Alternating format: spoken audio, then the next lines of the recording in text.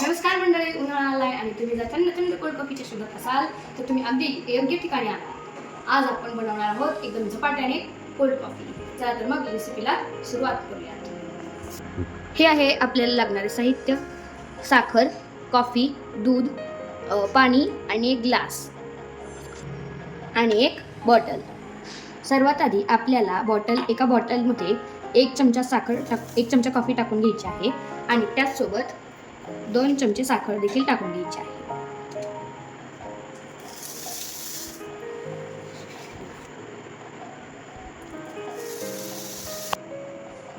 आता आपल्याला पाणी गरम करून घ्यायचं आहे, जास्त देखील गरम करायचं नाही।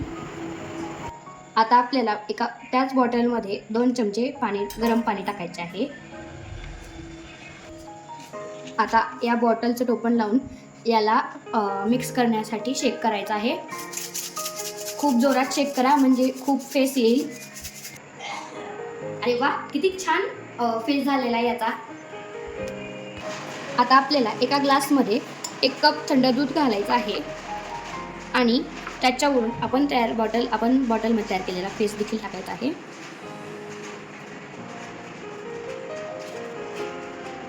आणि बघा, आता तुमची फ्रोथी कोल्ड कॉफी तयार आहे। आता तुम्ही याला तुमच्या आवडणाऱ्या चॉकलेट्सने सजवू शकता। मी या ठिकाणी घेतलेला आहे डार्क चॉकलेट।